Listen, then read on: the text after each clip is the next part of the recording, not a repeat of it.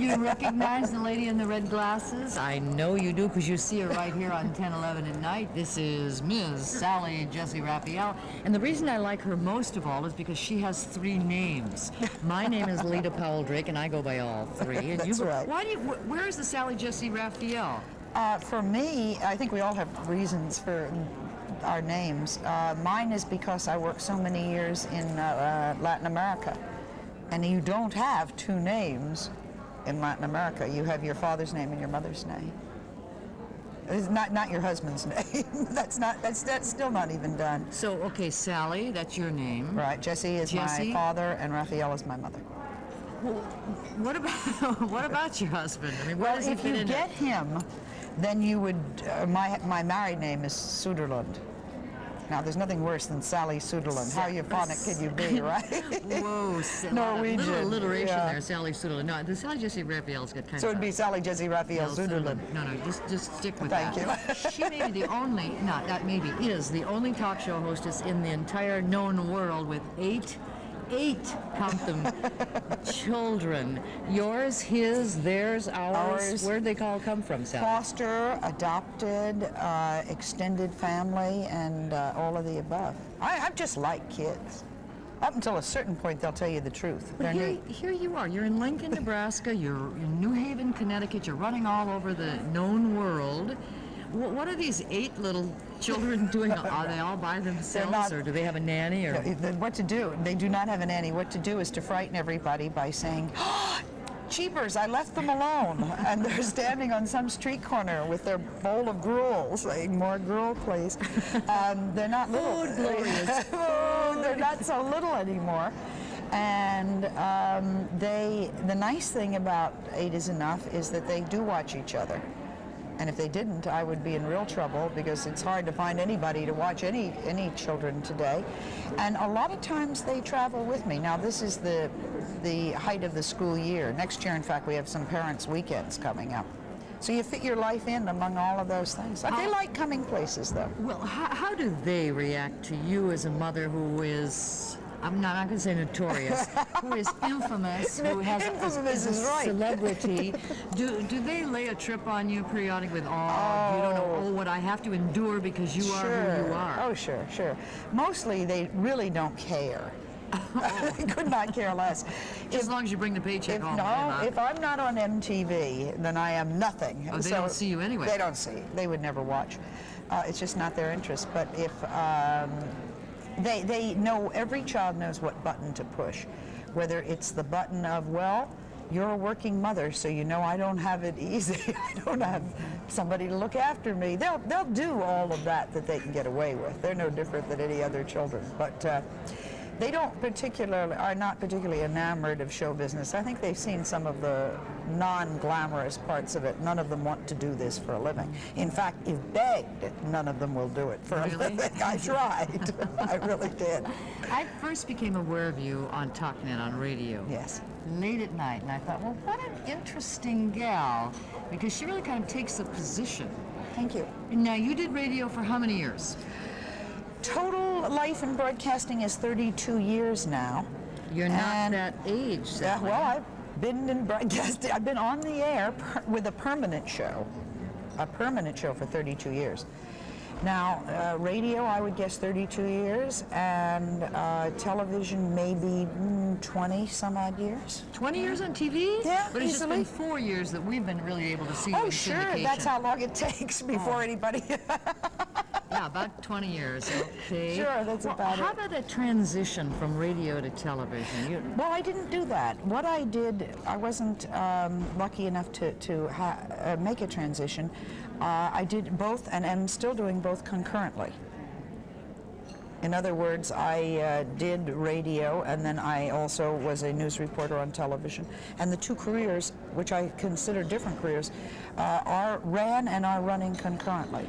So there wasn't a transition. It was just the only transition that had to be made in my head was the different the different way you do radio from what you do television. That's what I wanted to get at next. Uh-huh. Where do you feel most comfortable?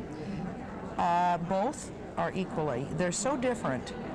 They're both called broadcasting, but they bear almost no resemblance to each other. When you do them, it's not the same discipline at all. I don't, at least for me.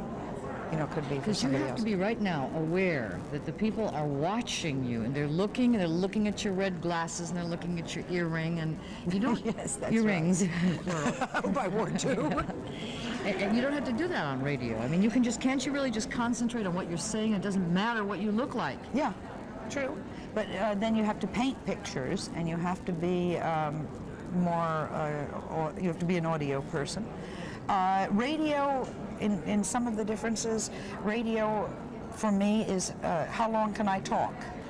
And still make it interesting. And television is telescoping everything. And the television is a raise of an eyebrow will say a lot. On radio, you have to describe the fact you're raising your eyebrow. So they are very, very different disciplines. You want to supply a lot more color. You use adjectives in radio that you don't bother with in television. Isn't she great? We'll be back with more of Sally Jessy Raphael right after these words. Who comes up with your subjects? You say, hey, I want to find out more about tennis elbow. Or whatever. Right. Something really significant like that. And then you send your little lackeys out there? Gosh, or how does it work, Sal? About 60% of all of our topics are a letter that somebody writes to us asking us to do a show on that. Or I run into somebody at a cocktail party and they say, have you ever thought about doing it? The audience or people around us present 60% of that. Of the shows. The rest are the producers say, I would like to develop a show on this, what do you think? Now, if I say, worst idea I've ever heard, we then have a give and take and an argument. We have a big discussion about it, and everyone puts in their 2 cents. Mm-hmm. And then I'll say, okay, but your is on the line if you think it's going to work. Or I'll come up with an idea and they'll say, oh gosh, that's awful. Oh, I can't. And then I'll either get talked out of it or not. It's a lot of it's democracy. Oh, the democratic system. One last thing, we have to find out about your glasses.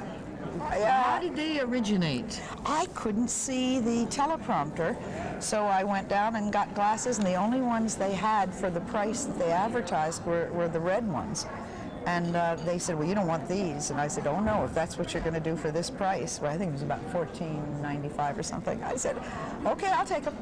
And now they're trademarked. They're still not $14.95, though. I think you're right.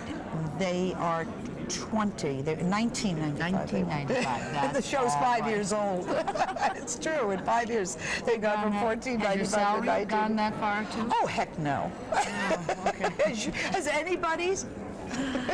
That's right, Sally. You heard it here. What are you doing in Nebraska? Oh, I'm here for the Mental Health Association, and they were kind enough to say, would you like to come to Lincoln? And I think they said this about 2 years ago.